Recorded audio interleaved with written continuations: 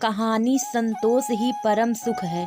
सुजाता घर की सबसे बड़ी और समझदार बहू थी। इतनी समझदार कि घर में किसी भी बात पर समझौते करने होते तो सबसे पहले उसका ही नाम लिया जाता।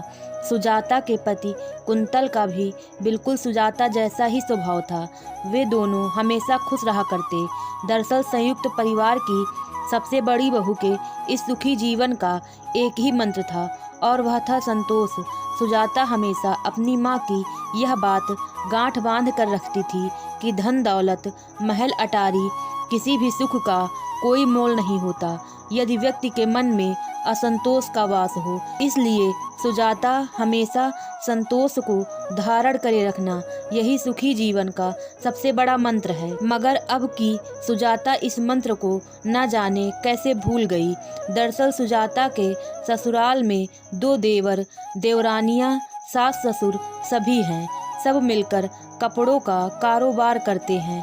कारोबार में तरक्की होने से नया घर लिया गया। सबके कमरे तय हुए तो सुजाता और उसके पति कुंतल के हिस्से में नीचे का सबसे छोटा कमरा आया। यूं तो सब ठीक था, पर घर के उद्घाटन समारोह में आए कुछ रिश्तेदारों ने सुजाता के खूब कान भरे। तू कसम से पगलेट ही है सुजाता, हमेशा तेरे हिस्से ही कम क्यों आता है? अरे तू घर की बड़ी बहू है और तेरा कमरा ही सबसे छोटा।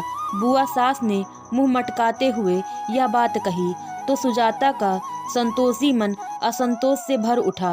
बाकी मंथरा टाइप चाची काकी ने भी आग में घी डाला तो सुजाता के मन में उठी आग की लपटें बढ़ने लगी। उद्घाटन के बाद सभी नए घर में शिफ्ट हो गए। असंतोष से भरी सुजाता आज घर के बाहर टहल रही थी। उसने आज मन ही मन तय कर लिया था कि वह उस छोटे से कमरे में नहीं रहेगी कि तभी टहलते हुए उसकी नज़रें मजदूर के एक परिवार पर पड़ी जो पास की किसी इमारत को बनाने आए थे। वे काम के बाद थके हारे किसी पेड़ के नीचे आराम कर रहे थे। उनके बच्चे आसपास ही खेल रहे थे। उनके चेहरे पर अजीब सा सुकून था। मजदूर के उस परिवार को देखकर सुजाता अनायास ही मुस्कुरा उठी और फिर वह घर को चल दी। वहाँ ऊपर के कमरों से जोर जोर से चिल्लाने की आवाज़ें आ रही थी। दोनों देवर देवरानियों के बीच अक्सर इस तरह की आवाज़ें आती रहती थी। उन्हें कभी किसी बात से संतुष्टि नहीं होती थी। छोटी छोटी बातों में बहस करना, बेमतलब की बातों में लड़ना उनके लिए आम था। आज भी एक छोटी सी बात पर ही झगड़ा हो रहा था कि एक देवर के कमरे में बालकनी नहीं थी और दूसरे के कमरे में थी। मैं उनकी बहस रोकने ऊपर जा ही रही थी कि मजदूर की औरत दरवाजे पर आकर मुझसे पानी मांगने लगी। मैंने उसे पानी देते हुए पूछा, ऐसे जगह जगह भटकता तुम्हारा परिवार और तुम कितनी परेशानियों को झेलते होगे ना? तभी वह एक सुकून भरी मुस्कान देकर बोली, दीदी, जीवन की भटकन तो वह है जो बड़ी बड़ी मजबूत छतों के नीचे भी प्यार के बीज न बो सके। मेरा परिवार ही मेरे लिए सब कुछ है। मेरा मर्द मुझे प्रेम करता है, मेरे बच्चों का ध्यान रखता है।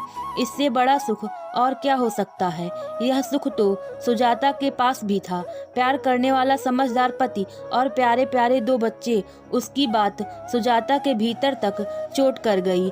बड़े कमरे की बात उसके मन से छू हो गई और सुजाता में फिर वही सुजाता लौट आई जो संतोष को ही महासुख समझती थी। दोस्तों, सुजाता की ये कहानी आपको कैसी लगी कमेंट करके ज़रूर बताएं। कहानी अच्छी लगी हो तो वीडियो को लाइक और शेयर करें और चैनल को सब्सक्राइब करना बिल्कुल न भूलें। कहानी सुनने और देखने के लिए आपका बहुत बहुत धन्यवाद।